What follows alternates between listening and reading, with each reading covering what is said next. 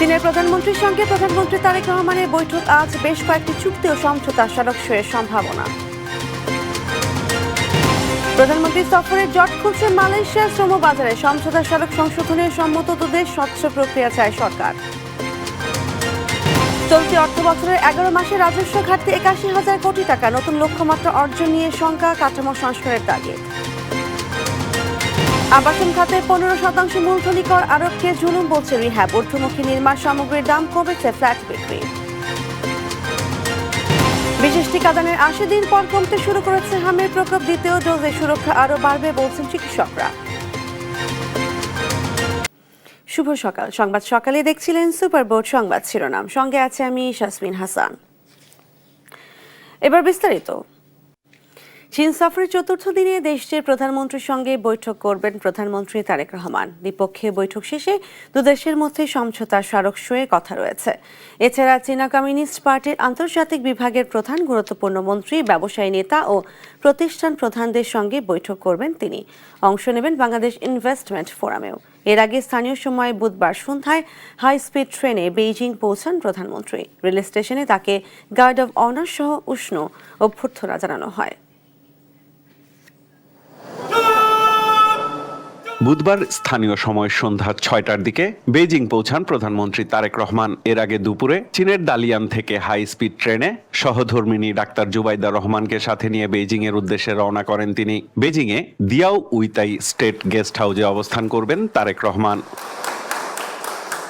এর আগে সকালে চীনের দালিয়ান ইন্টারন্যাশনাল কনফারেন্স সেন্টারে ওয়ার্ল্ড ইকোনমিক ফোরামের প্ল্যানারি সেশনে যোগ দেন প্রধানমন্ত্রী তারেক রহমান। অংশ নেন চীনের প্রধানমন্ত্রী কিয়াং, দক্ষিণ কোরিয়া, কাজাখস্তান ও মঙ্গোলিয়া সহ বিভিন্ন দেশের প্রধানমন্ত্রীরাও। এছাড়াও 90টি দেশের রাজনীতিক ও ব্যবসায়ীরা অংশ নেন।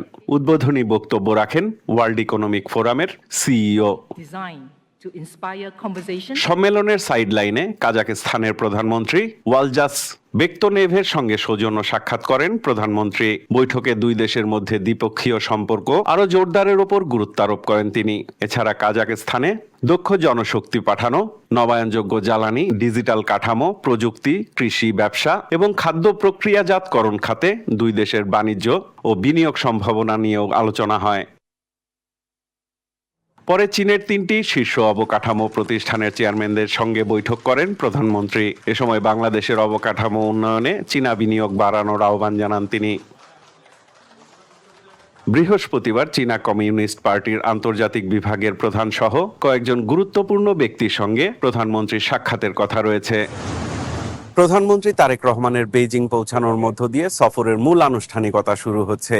এই সফরের মধ্য দিয়ে বাংলাদেশ ও চীনের অর্থনৈতিক সম্পর্ক সামনের দিকে এগিয়ে নেওয়ার পাশাপাশি আঞ্চলিক যে পারস্পরিক সহযোগিতা সেটিও এগিয়ে যাবে সমানতালে, এমনটি প্রত্যাশা সংশ্লিষ্টদের। সাইফুল রিপন, দেশ টিভি, বেইজিং, চীন। প্রধানমন্ত্রীর সফরের মধ্য দিয়ে খুলছে মালয়েশিয়ার শ্রম বাজারের জট। অচল অবস্থা কাটাতেই জয়েন্ট ওয়ার্কিং কমিটির মাধ্যমে বিদ্যমান সমঝোতা স্মারক সংশোধনে সম্মত হয়েছে দুদেশ।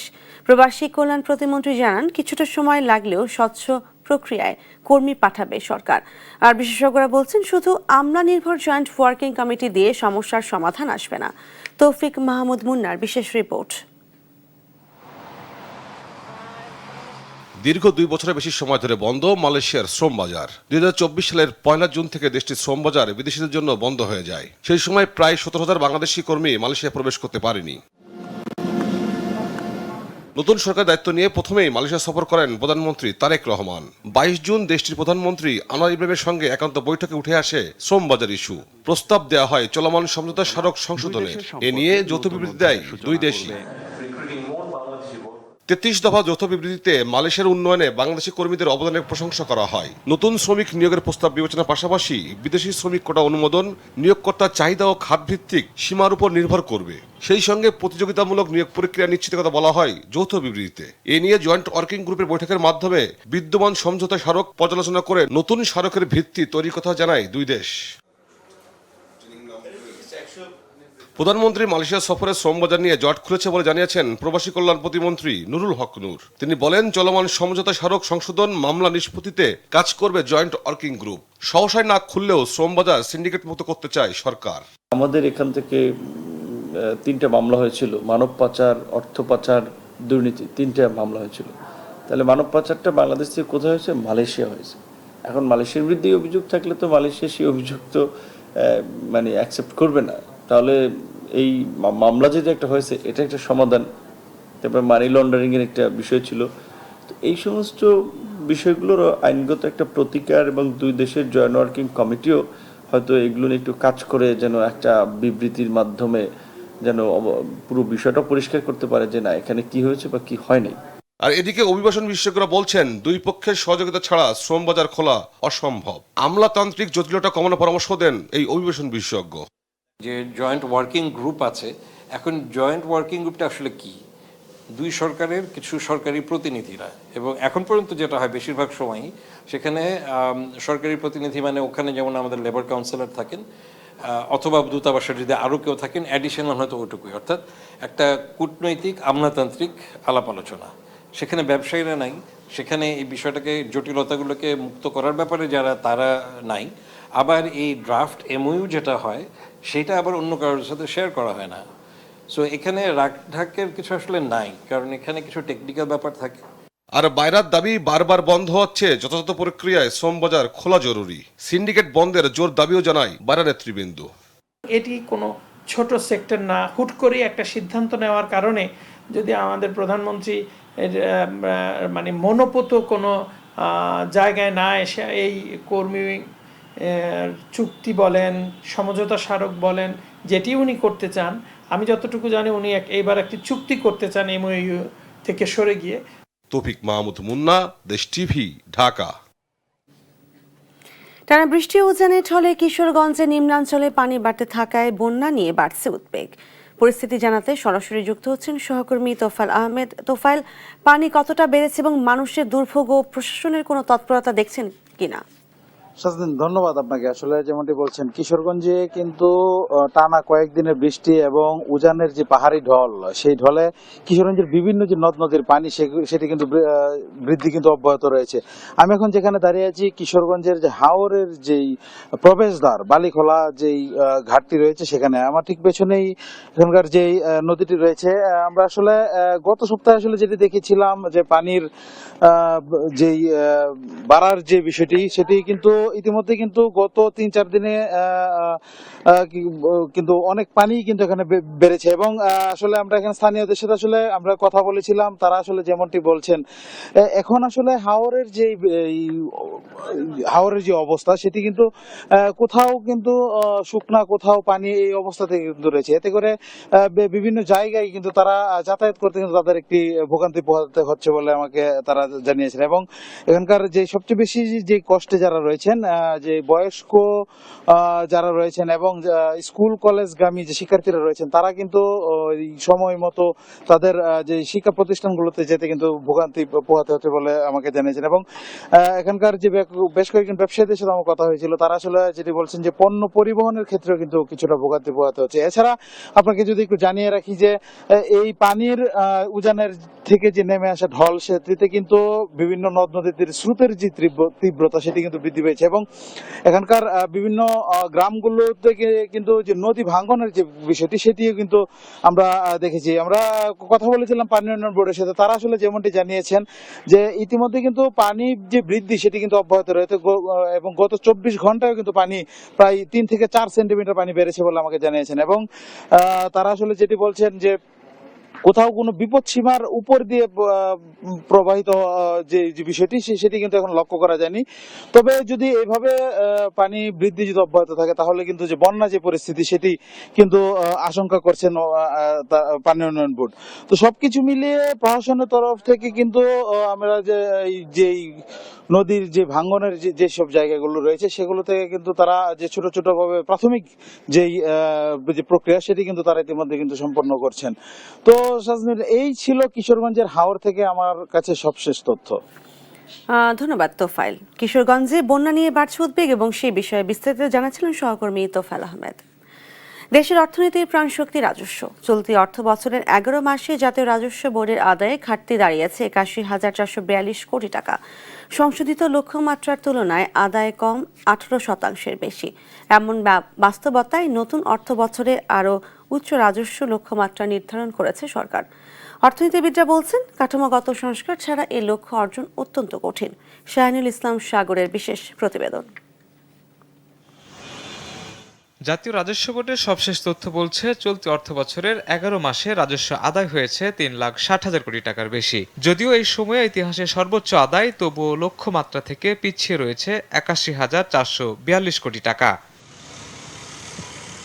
অর্থবছরের শুরু থেকেই রাজস্ব আদায়ে চাপ ছিল। প্রথম 5 মাসে ঘাটতি ছিল 24,000 কোটি টাকার বেশি। 6 মাসে তা বেড়ে দাঁড়ায় প্রায় 46,000 কোটি টাকা, আর 9 মাসে তা পৌঁছে যায় প্রায় 1 লাখ কোটি টাকায়। ফলে বছর শেষে বড় ধরনের ঘাটতির আশঙ্কা তৈরি হয়েছে। 4 লাখ থেকে যখন আপনি 6 লাখে যাবেন, অঙ্কের হিসেবে করলে সেটা প্রায় 46-47% মতো, মানে 45% গ্রোথ, মানে কালেক্ট করা, মানে বর্তমান যে অবস্থা আছে আমাদের যে ট্যাক্স অ্যাডমিনিস্ট্রেশন বা কালেকশন যে মেকানিজম আছে, এটা তো অবশ্যই একটা, আমি মনে করি, চ্যালেঞ্জিং একটা টাস্ক। এই অবস্থার মধ্যেই আগামী অর্থবছরের বাজেটে রাজস্ব আহরণের জন্য প্রায় 7 লাখ কোটি টাকার লক্ষ্য নির্ধারণ করা হয়েছে। কর বিশেষজ্ঞরা বলছেন, নতুন করদাতা অন্তর্ভুক্তি, ডিজিটাল কর ব্যবস্থা এবং কর প্রশাসনের দক্ষতা বাড়ানো গেলে লক্ষ্যমাত্রা পূরণ সম্ভব হবে। বড় দুর্বলতাটা হচ্ছে, দেখেন যে আমাদের কর জাল, মানে আমাদের যে ট্যাক্স নেট যেটা আছে, এটা খুবই সীমিত, মানে খুব অল্প সংখ্যক লোক কিন্তু কর দেয়।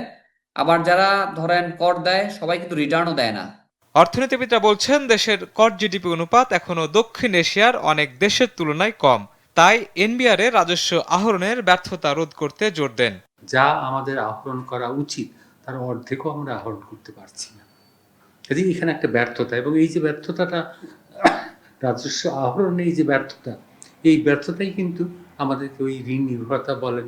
অর্থনীতিবিদরা বলছেন, বিদ্যমান কর কাঠামো, দুর্বল কর প্রশাসন, কর ফাঁকির কারণে লক্ষ্যমাত্রা অর্জন চ্যালেঞ্জিং হয়ে উঠবে।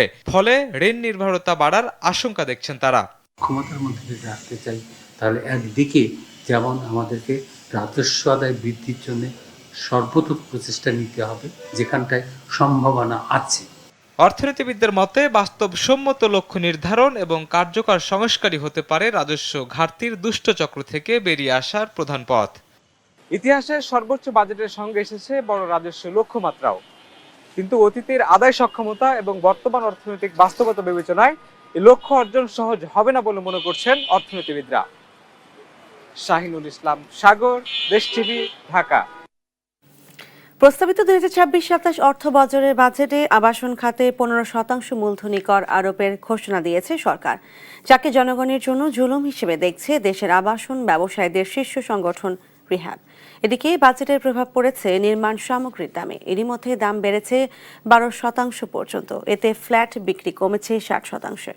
এমন পরিস্থিতিতে মূলধনী কর প্রত্যাহার ও রেজিস্ট্রেশন খরচ কমানোর দাবি রিহ্যাবের।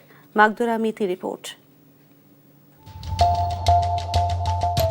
দীর্ঘদিন ধরেই নানাবিধ সংকটে থমকে আছে দেশের আবাসন খাত। তার উপর 2026-27 অর্থ বছরের প্রস্তাবিত বাজেট এই সংকটকে করেছে আরো ঘনীভূত।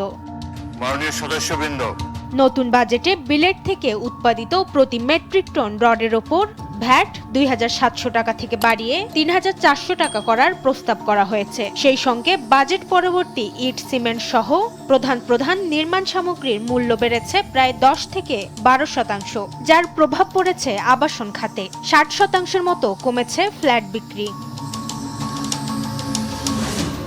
এমন পরিস্থিতিতে অনেকটা দিশেহারা দেশের আবাসন খাতের শীর্ষ সংগঠন real estate and housing association of Bangladesh REHAB. এ খাতে মূলধনী করকে জনগণের জন্য জুলুম বলছেন সংগঠনটির প্রেসিডেন্ট। তার মতে, এভাবে চলতে থাকলে মুখ থুবড়ে পড়বে দেশের আবাসন খাত। ফ্ল্যাটের ট্যাক্স যদি 1.5 কোটি টাকা দিতে হয়, কত টাকা আপনার ফ্ল্যাটগুলোর দাম? 10 কোটি টাকা। তাহলে আপনাকে 15% মানে 1.5 কোটি পে করতে হবে। তো 1.5 কোটি থাকলে তো আপনি নিজেই বাড়ি করতেন, নাই বলে তো আপনি ডেভেলপকে আসছেন। তাহলে এখন আপনি 1.5 কোটি কোথায় পাবেন? হ্যাঁ, উনি যদি কখনো বিক্রি করেন, সেল করেন, তখন না গেইনের প্রশ্ন আসবে, ট্যাক্সের প্রশ্ন আসবে। কিন্তু কোনো বেচা কেনা ছাড়াই বলা হচ্ছে, তার সেটার নাম দেওয়া হচ্ছে মূলধনী ট্যাক্স। আমরা বলবো এটা বাংলার জনগণের জন্য জুলুম। পরিস্থিতি থেকে উত্তরণে অবিলম্বে এই মূলধনী কর প্রত্যাহারের জোর দাবি রিহ্যাবের। পাশাপাশি আবাসন খাতকে সচলে এবং সাধারণ ক্রেতাদের নাগালের মধ্যে আনতে ফ্ল্যাট ও প্লটের রেজিস্ট্রেশন খরচ কমানোর দাবিও জানান তিনি। এই 15% ট্যাক্স যেটা আরোপ করেছেন, মূলধনী ট্যাক্স, এটা প্রত্যাহার করেন। রেজিস্ট্রেশন খরচটা কমিয়ে নেন, লোনটা সিঙ্গেল ডিজিটে নিয়ে আসেন, তাহলে আলটিমেটলি দেশ উপকৃত হবে, দেশের মানুষ উপকৃত হবে। আবাসন খাতকে ঘুরে দাঁড়াতে সরকারের প্রয়োজনীয় সহযোগিতা চান রিহ্যাব প্রেসিডেন্ট। মাকদুরা মিতি, দেশ টিভি, ঢাকা। ভারত থেকে পুশিন ঠেকাতে সীমান্ত জুড়ে টহল ও নজরদারি বাড়িয়েছে বিজিবি। আর এই নিয়ে আরো জানাতে সাতক্ষীরা থেকে সরাসরি যুক্ত হচ্ছেন সহকর্মী শরীফুল্লাহ কায়সার সুমন। সুমন, সীমান্তের বর্তমান পরিস্থিতি কেমন দেখছেন এবং নতুন করে অনুপ্রবেশের চেষ্টা হয়েছে কিনা? সাজনিন, যেটি অনুপ্রবেশের ঘটনাটি শুরু হয় সেটি হচ্ছে পশ্চিমবঙ্গের নির্বাচনে বিজেপির যে জয়লাভ হয় তারপর থেকেই তাদের নির্বাচনী বার্তাটিও সেটি ছিল। তারপর থেকেই কিন্তু সাতক্ষীরার কেড়াগাছি সীমান্তের বিপরীতে হাকিমপুরেই কিন্তু সেই জমায়েতটি করে এবং অনুপ্রবেশের প্রচেষ্টাটি হাকিমপুর থেকেই প্রথম বাংলাদেশের দিকে ঠেলে দেওয়ার প্রচেষ্টাটি শুরু হয়। যদিও সাতক্ষীরার এই অঞ্চলের বিজিবির অব্যাহত যে প্রহরা এবং কঠোর যে প্রহরা, সেই প্রহরার কারণে সেটি কিন্তু সম্ভব হয়নি। তবে এখনো পর্যন্ত সেই প্রচেষ্টা অব্যাহত রয়েছে বলে আমাদের কাছে আমাদের সূত্র জানাচ্ছে। আমরা কিন্তু প্রতিটি সীমান্তের কাছে তারা যে অনুপ্রবেশের চেষ্টা চালাচ্ছে সেরকম খবরটি কিন্তু আমরা নানা মাধ্যমে পেয়ে থাকছি। বিশেষ করে সোশ্যাল মিডিয়ায় ভারতের যে অংশ এবং একই সাথে ভারতের এবং একই সাথে আন্তর্জাতিক গণমাধ্যমে হাকিমপুর থেকে শুরু করে সাতক্ষীরার বিভিন্ন সীমান্তে যে প্রচেষ্টা রয়েছে সে প্রচেষ্টার খবর কিন্তু বারবার উঠে আসছে। এবং আমরা দেখেছি এই বিগত যে ইন্টিরিম গভর্নমেন্ট সেই সময়কালীন সুন্দরবন অঞ্চল দিয়ে, বিশেষ করে সাতক্ষীরায় যেহেতু তিনটি পদ্ধতিতে সীমান্ত এলাকা রয়েছে, জল পদ্ধতি, স্থল পদ্ধতি এবং বনাঞ্চল, এবং সেই সুন্দরবন অঞ্চল দিয়ে খুব অমানবিক ভাবে কিন্তু পুশিন করেছিল। তাই এখানকার নাগরিক নেতৃবৃন্দের বার্তা হচ্ছে যে কোনো সমস্যা, সীমান্ত সংকট কিন্তু রাষ্ট্রীয় পর্যায়ে আলোচনার মধ্য দিয়ে সমাধান হয় এবং এটি কিন্তু অতীতেও বিএসএফ, বিজিবি বা সরকার থেকে সরকার আলোচনার মধ্য দিয়ে এদেশে বাংলাদেশি থাকলে তাদেরকে গ্রহণের ঘটনাটিও ঘটেছে। কিন্তু এভাবে পুশিনের বিষয়টি অনেকটা অমানবিক বলে নাগরিক নেতৃবৃন্দরা জানাচ্ছেন এবং একই সাথে এই যে সীমান্তে মানুষকে ঠেলে দেওয়ার প্রবণতা, এটি কঠোরভাবে যাতে নিয়ন্ত্রণে রাখা যায় তার জন্য বিজিবির কাছে আহ্বানও জানিয়েছে। একই সাথে ভারতের কাছে বাংলাদেশের মানুষের বার্তা হচ্ছে এ ধরনের অনুপ্রবেশ, এ ধরনের অবৈধভাবে ঠেলে দেওয়ার প্রচেষ্টাটি বন্ধ করে আলোচনার বার্তাটি যেন দেয়া হয়। এবং এখনো পর্যন্ত যে সীমান্তগুলোয় সংকট নেই এটি বলার কোনো বাস্তবতা আসলে নাই সঞ্জিনা। এই ছিল সর্বশেষ সাজনিন। ধন্যবাদ শরীফুল্লাহ। সাতক্ষীরা সীমান্ত পরিস্থিতি নিয়ে জানাচ্ছিলেন সহকর্মী শরীফুল্লাহ কায়সার সুমন। এই বছরের মার্চ থেকে দেশে হামের প্রকোপ দেখা দেয়। পরিস্থিতি সামলাতে বিশেষ টিকাদানের ৮০ দিন পর কমতে শুরু করে সংক্রমণ। স্বাস্থ্য অধিদপ্তর বলছে শিশুরা প্রথম ডোজ নেয়ার ২৮ দিন পর দ্বিতীয় ডোজ নিতে পারবে। দ্বিতীয় ডোজে সুরক্ষা ৯৫ থেকে ৯৮% বৃদ্ধি পায় বলে জানিয়েছেন চিকিৎসকরা। এইচ হিমেলের রিপোর্ট। দেশে হামের প্রকোপের কারণে গত ৫ এপ্রিল থেকে ৬ মাস থেকে ৫ বছর বয়সী শিশুদের হামের প্রথম ডোজ টিকা দেওয়া শুরু করে সরকার। হামের টিকার প্রথম ডোজ সম্পূর্ণ হলে দ্বিতীয় ডোজ দেওয়ার নিয়ম রয়েছে। তবে জরুরি অবস্থায় প্রথম ডোজের ২৮ দিন পর শিশুরা দ্বিতীয় ডোজ নিতে পারবে বলে জানায় স্বাস্থ্য অধিদপ্তর। প্রথম ডোজে প্রায় ৮৫ থেকে ৯৩% সুরক্ষা পাওয়া যায়, আর দ্বিতীয় ডোজ নিলে সুরক্ষা বৃদ্ধি পায় ৯৫ থেকে ৯৮%। তাই যে শিশুরা প্রথম ডোজ নিয়েছে তাদের দ্বিতীয় ডোজ নেওয়ার পরামর্শ দেন স্বাস্থ্য অধিদপ্তরের অতিরিক্ত মহাপরিচালক। তারা জানেন না, ওনারা মনে করছেন যে ক্যাম্পেইন এটা স্পেশাল ভ্যাকসিনেশন, তাহলে সেকেন্ড ভ্যাকসিনেশন আমার তাহলে কবে হবে। ওনারা যে কার্ডটা নিয়ে যাচ্ছেন, যে কার্ডে ওনার প্রথম ভ্যাকসিনেশন হচ্ছে, সেটা রুটিন ভ্যাকসিনেশনে হোক বা ক্যাম্পেইনের সেন্টারে হোক, ওনাকে তো একটা কার্ড দিয়ে দেওয়া হচ্ছে যে আপনার এত তারিখে প্রথম টিকাটা দেওয়া হলো। উনি হিসাব অনুযায়ী তার পরবর্তী যে টিকাটার যে ডেট, ওই ডেটে উনি নিয়ে নেবেন। বিশেষজ্ঞরা বলছেন শিশুদের অ্যালার্জি, জ্বর বা অন্য কোনো শারীরিক জটিলতার মধ্যে টিকা দেওয়া যাবে না। ডাক্তারের পরামর্শে শিশুদের টিকা দেওয়ার কথাও বলেন তারা। এইচ হিমেল, দেশ টিভি, ঢাকা।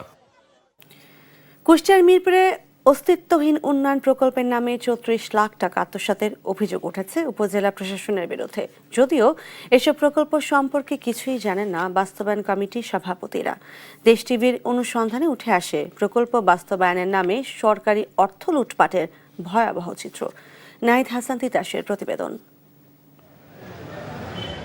কুষ্টিয়ার মিরপুর উপজেলার দাপ্তরিক কাগজপত্রে ২০২৫-২৬ অর্থ বছরে ১৭টি উন্নয়ন প্রকল্প বাস্তবায়ন করা হয়েছে বলে উল্লেখ করা হয়। তবে ৩৪ লাখ টাকা ব্যয়ে করা এসব প্রকল্পের কোনো অস্তিত্বই মেলেনি দেশ টিভির অনুসন্ধানে। মিরপুর উপজেলার গোবিন্দগুনিয়া গ্রামের এই স্থানটিতে ২ লক্ষ টাকা ব্যয়ে একটি কালভার্ট নির্মাণের কথা ছিল উপজেলা প্রশাসনের। তবে কাগজে কলমে সেই কালভার্ট নির্মাণ হলেও বাস্তবে নেই তার কোনো অস্তিত্ব। একই প্রকল্পের আওতায় মিরপুর উপজেলা স্বাস্থ্য কমপ্লেক্স এবং আমলা ও চিথলিয়া উপস্বাস্থ্য কেন্দ্রে চিকিৎসা সরঞ্জাম সরবরাহ বাবদ ব্যয় দেখানো হয় ২ লাখ টাকা। তবে এসব স্বাস্থ্য কমপ্লেক্সে কোনো ধরনের চিকিৎসা সরঞ্জাম সরবরাহ করা হয়নি বলে জানিয়েছেন এই কর্মকর্তা। কোনো প্রকার এরকম সরঞ্জাম আদি বা চিকিৎসা সরঞ্জামই আমরা উপজেলা পরিষদ থেকে পাইনি, এটা আমি জ্ঞাত নয়। এদিকে মিরপুর উপজেলায় চেয়ারম্যান ভবন মেরামত বাবদ ১,৫০,০০০ টাকা ব্যয় দেখানো হলেও সেখানেও হয়নি কোনো কাজ। এভাবেই মোট ১৭টি প্রকল্প বাস্তবায়ন বাবদ প্রায় অর্ধ কোটি টাকা ব্যয় দেখিয়ে তা তুলেও নিয়েছে উপজেলা প্রশাসন। কাগজে কলমে কাজ দেখিয়ে প্রকল্পের নামে লুটপাট করা হয়েছে বরাদ্দের পুরো টাকা। আজ ১-২ বছরের মধ্যে এখানে কোনো কালভার্ট হয় না, একটা ইটও পড়ে না এখানে। ইউনো যদি আমাদের বলে যে আপনাদের এই কাজে আপনি স্বাক্ষর করে দিন, আমাদের দিতেই হবে। এসব প্রকল্প সম্পর্কে কিছুই জানেন না বলে জানিয়েছেন বাস্তবায়ন কমিটির সভাপতিরা। উপজেলা প্রশাসনের নির্দেশে চেক ও কাগজে শুধু স্বাক্ষর করেছেন তারা। চেক আসছে, মানে সিগনেচার করতে হবে, সিগনেচার করে দিছি। তবে মাঠ পর্যায়ে এসব প্রকল্পের কোনো অস্তিত্ব না থাকলেও তৎকালীন উপজেলা প্রশাসনের কর্মকর্তারা বলছেন সঠিকভাবে বাস্তবায়ন হয়েছে প্রতিটি প্রকল্প। প্রত্যেকটা কাজই হয়েছে, কাজ না দেখে আমরা কোনো বিল প্রদান করি নাই। যেটা আপনি বললেন এই কাজ না করে টাকা উঠতে পারে, এটা প্রশ্নই আসে না। প্রকল্প বাস্তবায়নে অনিয়মের প্রমাণ মিললে অভিযুক্তদের বিরুদ্ধে ব্যবস্থা নেওয়ার কথা জানান স্থানীয় সরকার বিভাগের উপপরিচালক। সুনির্দিষ্ট অভিযোগ থাকে এবং এটি তদন্তে প্রমাণিত হয়, তাহলে অবশ্যই হায়ার অথরিটিকে এটি আমরা অবহিত করব, তার বিরুদ্ধে যেন প্রশাসনিক ব্যবস্থা গ্রহণ করা হয়। অস্তিত্ববিহীন প্রকল্প বাস্তবায়নের নামে লাখ লাখ টাকা লুটপাটের সঙ্গে জড়িতদের বিরুদ্ধে তদন্ত সাপেক্ষে যথাযথ ব্যবস্থা নেওয়ার দাবি স্থানীয়দের। নাহিদ হাসান তিতাস, দেশ টিভি, কুষ্টিয়া। ময়মনসিংহের গৌরীপুরে লাইনচ্যুত ৩ বগি রেখে চট্টগ্রামের উদ্দেশ্যে গৌরীপুর জংশন ছেড়ে গেছে আন্তনগর বিজয় এক্সপ্রেস। বুধবার রাত 12:30টায় গৌরীপুর জংশনের দুর্ঘটনাস্থল থেকে 11 বগি নিয়ে চট্টগ্রাম অভিমুখে যাত্রা করে ট্রেনটি। এর আগে জামালপুর থেকে চট্টগ্রামগামী বিজয় এক্সপ্রেস ট্রেনটি রাত 10:15টার দিকে গৌরীপুর রেলওয়ে জংশনে পৌঁছায়। সেখানে ইঞ্জিনের দিক পরিবর্তনের পর রাত 11:15টার দিকে চট্টগ্রামের উদ্দেশ্যে যাত্রা করতে গেলে 3টি বগি লাইনচ্যুত হয়।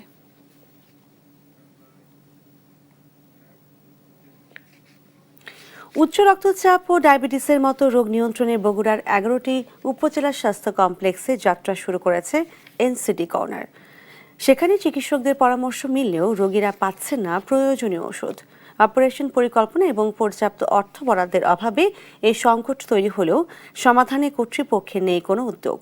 এতে সরকারের এই বিশেষায়িত উদ্যোগই এখন চ্যালেঞ্জের মুখে।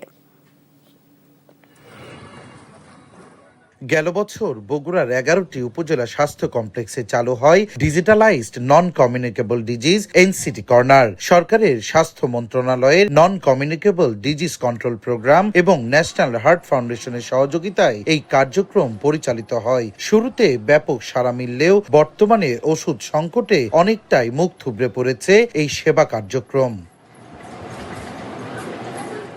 কর্নারে সেবা নিতে আসা রোগীরা বর্তমানে চিকিৎসকের পরামর্শ পেলেও পাচ্ছেন না প্রয়োজনীয় ওষুধ। বিশেষ করে উচ্চ রক্তচাপ, কিডনি ও ডায়াবেটিসের রোগীরা পড়েছেন চরম ভোগান্তিতে।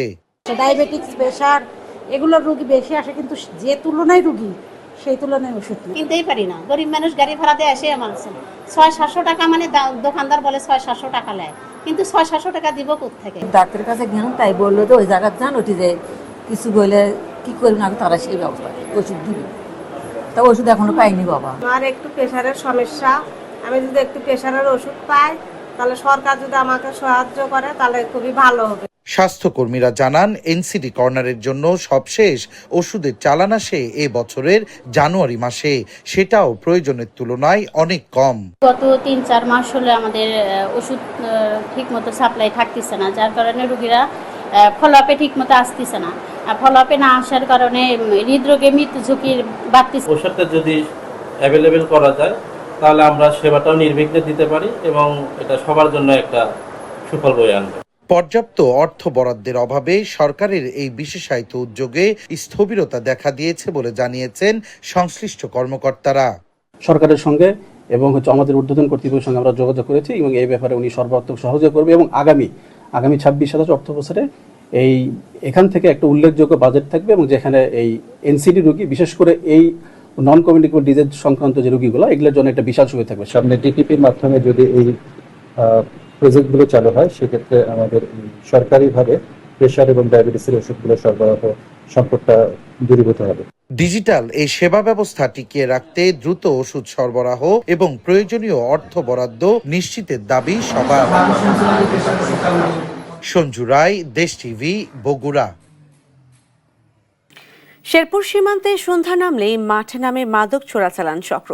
ট্যাপেন্টাডল ট্যাবলেট সহ বিভিন্ন মাদকের পাশাপাশি দেশে আসে গরু, কসমেটিক সহ নানা অবৈধ পণ্য। চোরা কারবারিদের ধরতে নিয়মিত অভিযান চলছে বলে দাবি করেছে প্রশাসন, কিন্তু এর মধ্যেও থেমে নেই এদের কর্মকাণ্ড। আর এ নিয়ে ক্ষুব্ধ স্থানীয় সংসদ সদস্যরাও। এভাবেই বস্তায় ভরে সীমান্তের দুর্গম পথ পাড়ি দিয়ে দেশে আনা হচ্ছে মাদক ও অবৈধ পণ্য। ভারতের মেঘালয়ের তুরা এলাকার দুর্গম পাহাড়ি ঝিরিপথ ও জঙ্গল দিয়ে কাঁটাতারের নজরদারি ফাঁকি দিয়ে মাদক চলে আসছে এপারের শেরপুরের শ্রীবর্দী, ঝিনাইগাতি ও নালিতাবাড়ি উপজেলায়। সঙ্গে আসছে কসমেটিক্স, গরুসহ বিভিন্ন অবৈধ পণ্য। সন্ধ্যা নামলেই বাড়ে চোরাচালানিদের তৎপরতা, চলে ভোররাত পর্যন্ত। চোরাচালানিরা অন্তত 15টি পয়েন্ট দিয়ে এসব অবৈধ পণ্য এনে সীমান্তের কাছেই মজুত করে পরে ছড়িয়ে দিচ্ছে দেশের বিভিন্ন স্থানে। স্থানীয়দের অভিযোগ, প্রভাবশালী ও শক্তিশালী নেটওয়ার্ক থাকায় ধরাছোঁয়ার বাইরে থাকছে এর হোতারা।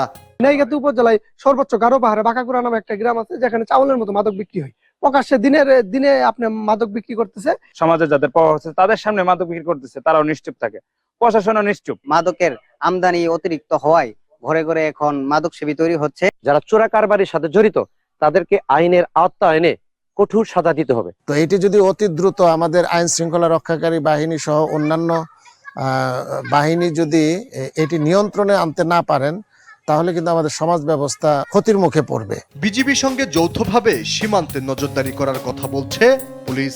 তো চোরাচালানের বিষয়টা বিজিবি বরাবর দেখে থাকে, তবে বাংলাদেশ পুলিশ চোরাচালান নিয়ন্ত্রণের ক্ষেত্রে সীমান্তরক্ষী বাহিনী বিজিবির সাথে সমন্বয় রেখে কাজ করে চলেছে। চোরাচালানের রাঘব বোয়ালদের ধরে বিচারের আওতায় আনার কথা বলছেন স্থানীয় সংসদ সদস্যরা। এই চোরাচালানের সঙ্গে রাঘব বোয়ালরা, অনেক রাঘব বোয়াল জড়িত। প্রশাসন বিষয়টা অবগত, স্থায়ীভাবে জিরো টলারেন্সকে লক্ষ্য রেখে এটা বন্ধ করা প্রয়োজন। এই সীমান্তের দিয়ে প্রচুর পরিমাণে চোরা কারবারি হয়ে থাকে, যে কারণে আমাদের সমাজে এর প্রতিফলন খুব একটা বেশি ভালো নয়। বিষয়গুলোর দিকে খেয়াল রেখে আমি চেষ্টা করব এলাকার উন্নয়নের কাজ চালিয়ে যেতে, বিশেষ করে চোরা কারবারি বন্ধ এবং মাদক নিরসনের ক্ষেত্রে। এসব সীমান্তে প্রায়ই মাদক ও অবৈধ পণ্য জব্দের পাশাপাশি চোরাচালানিদের আটক করে বিজিবি, কিন্তু বন্ধ হয় না চোরাচালান। আলী আকাশ, নিউজ ডেস্ক, দেশ টিভি। আর এই ছিল এখনকার সংবাদ সকাল। পরের বুলেটিন দেখার আমন্ত্রণ রইল। ধন্যবাদ সবাইকে।